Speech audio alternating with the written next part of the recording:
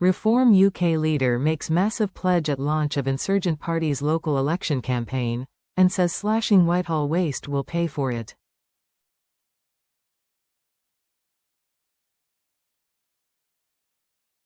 Nigel Farage has announced Reform UK would raise the basic rate income tax threshold from £12,570 to £20,000 if his party wins the next general election.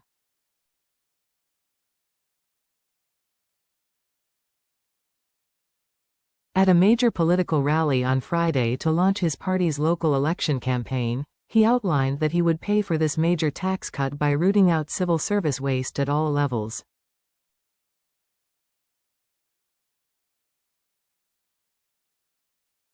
He cited Elon Musk's Doge unit in the US as his inspiration, telling the audience, "We will cut taxes."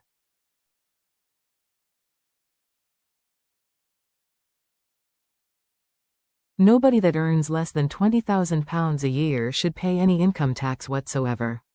We are on the side of the worker, on the side of working people.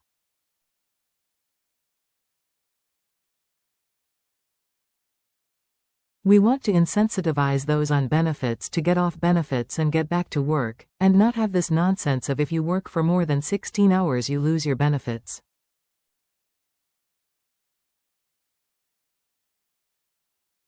No, £20,000 is the right place to start paying tax. Let's make work pay and be on the side of working people.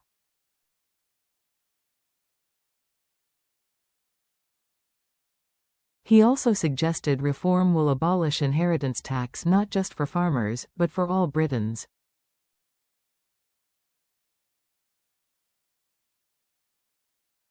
He said he would pay for these major tax cuts with pretty big cuts to the administrative state, which has grown out of all proportion.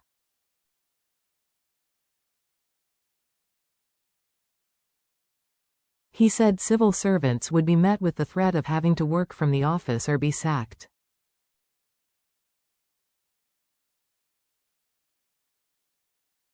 He explained, "We need a British form of Doge as Elon Musk has got in America." Mr. Farage also used his keynote address to set a new target for Reform UK to overtake Labour's membership numbers by the end of this year, and become the largest party by membership in British politics.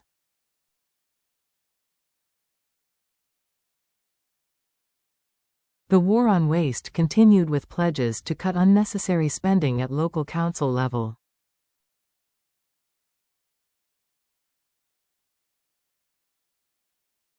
Mr. Farage revealed, "Be in no doubt that local government is broken.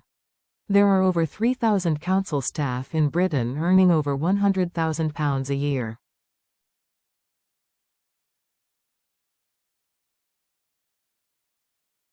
Reform UK has submitted 3,000 FOI requests over the last few months, and say they are now armed with the facts as to just how much public money is being wasted."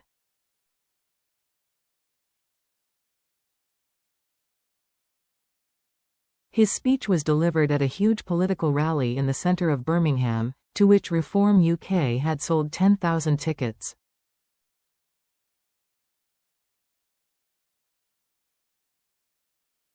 All four of the party's MPs were present, as were hundreds of their mayoral and council candidates.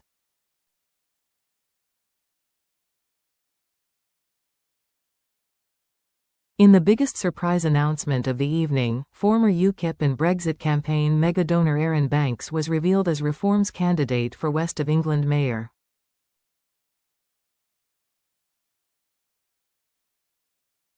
Mr. Banks explained, "When Nigel asked me to do, I was at a cricket match in South Africa drinking a glass of white wine, but when the boss phones you and says, 'You've got to do it, you've got to do it, right?'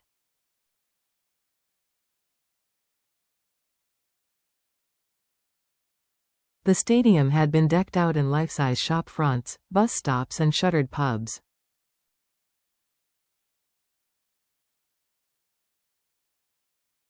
The floor was covered in potholes to demonstrate the current failures of councils up and down the country.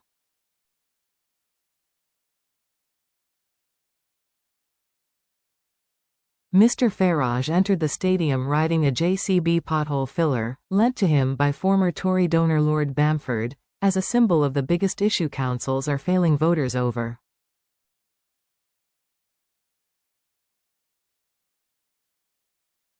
Mr. Farage told the thousand-strong audience, "This is the most ambitious launch ever for a local election campaign, but be in no doubt we are standing in the Runcorn and Helsby by-election. We are standing in all 6 of the mayoralties, and we will, as opposed to last year where the party only managed to field candidates in 12% of the seats, be fielding a full list of candidates across the entire country."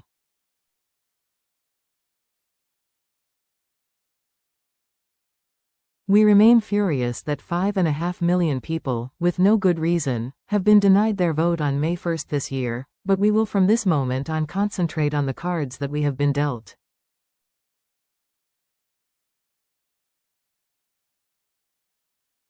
He also launched a furious tirade against net zero, describing it as a ludicrous, self-defeating act of economic unilateralism, following the announced closure of the Scunthorpe Works.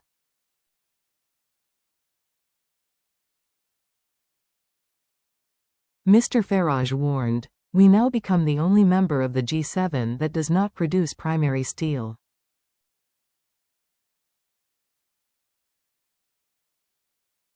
This is incredible, especially given the difficulties of the international situation.